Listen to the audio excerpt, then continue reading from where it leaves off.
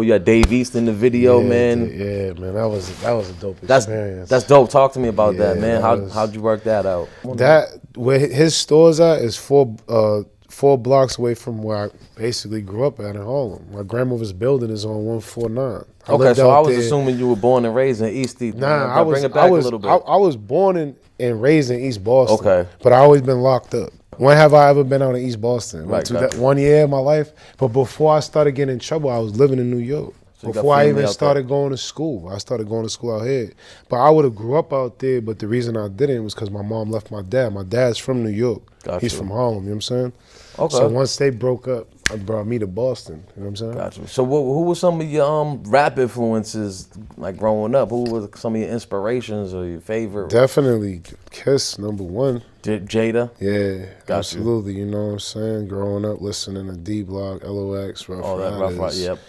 DMX, I mean, and Kiss is, man, he was Biggie, DMX, like that. Biggie, like, you know, like, just really, like, you know, more modern, though, later on was, like, Nipsey.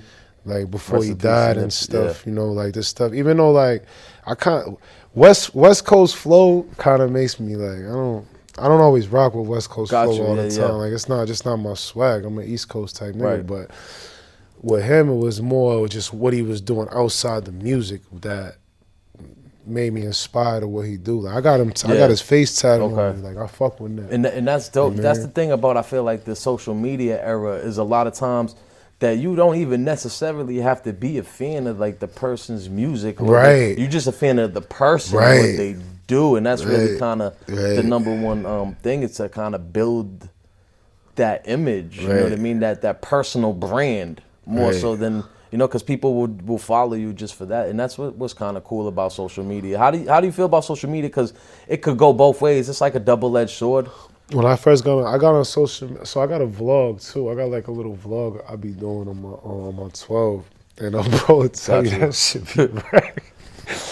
It should be wrecked, but I didn't know what I was doing. So when I first, like, my first week out, I'm in the middle of the hood. I just turned my shit on. I'm like, I'm starting my, today's the first day I'm on vlog, and I just started talking mad shit, and I just posted it. And then I've been posting that shit every day since. That's what's up.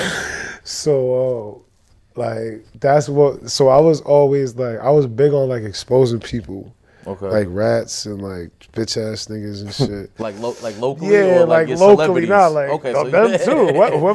Whoever's whoever's not valid. But now, why did you want to do that? I don't know, because I just felt like I still do it sometimes. It's like I haven't completely destroyed the ignorance of my youth and my humor, because like I don't, you know, I spit. I'm a rapper, so if I do a stand up, I feel like then they ain't gonna take me serious no more. Damn, I feel that. But if you watch my blog, I don't send it to everybody. You know what I'm saying? I don't. Got you. Because it's racy, there's different, it's political. So where can people find your music on YouTube? I know I saw you have the Mark Brown. Yeah, that's that's music your page. Okay, but I seen your videos on other pages too. Yeah, I got I'm on the I did the jetpack. That's I was just gonna get into that. So that's why I first heard you was on the jetpack, and I saw how's that come about?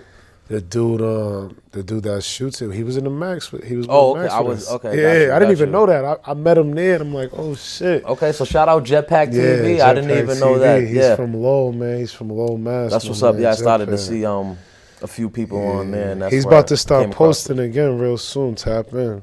Okay, and the other one was what, Blockwork TV. He's lit. That's my man Tay-Rock, my man Spike. And that's someone else that you was bagged with? Or nah, just these dudes are mutual people through like internet, like Instagram, and I got to networking with them and through Instagram and stuff.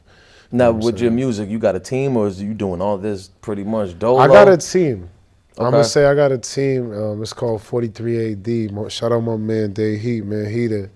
He's always at every show with me. We only got a couple songs together, but the way I be doing my shows, cause it's like if you're doing music and you're not doing shows, it's like you're not doing music.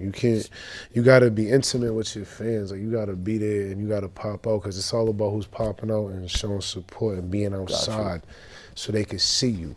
If you just on the internet behind the keys all day, it's like people get bored of that. They want that personal experience. People get bored of that. So, you know, just being you and showing up is the best way. So what shows you got coming up, man? You got anything lined up? Hell yeah. So on the 14th, Wait, what's today? What's the 10th? Today's the 11th. The 11th?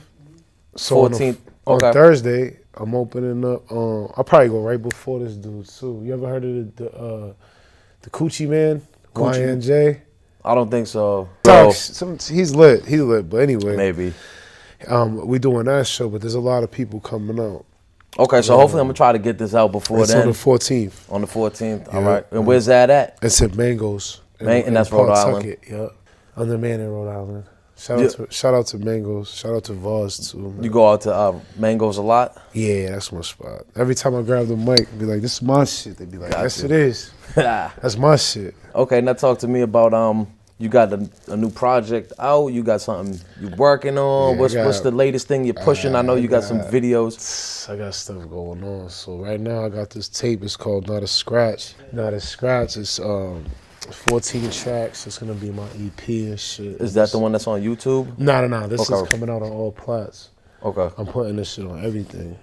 Okay. The shit I got on YouTube. The reason why I do that, like a lot of people might not know, I got a couple songs on all platforms, but if it's not an original sound, like if I don't know where that beat, if I jump on someone's song and I don't know where that beat came from, I don't know the lease, I didn't see no copyrights, trademarks, I didn't talk to nobody who made that beat, I'm not getting sued. Especially on YouTube.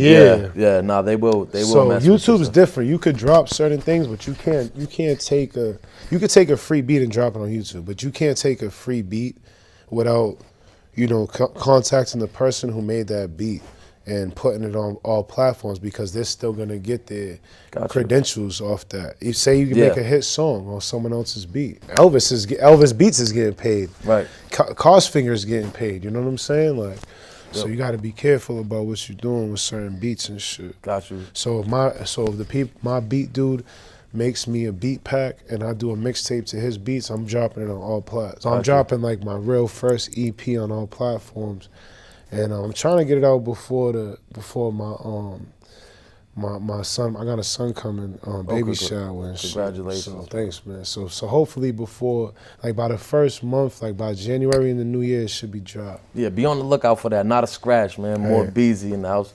Talk to me. What's up with the meerkat? The meerkat only. Oh, okay. You already know. Yeah, oh, that's fire. That's tough. Sleep. What's it say? Sleep tight. Yeah, that's my man, and Breezy. Shout out to Breezy 617 Breezy, man. My merch guy, man. You know he Man, listen. So I got my merch dude, my video guy, and my engineer, my nigga Pat. You know what I mean? Hundo, Pat.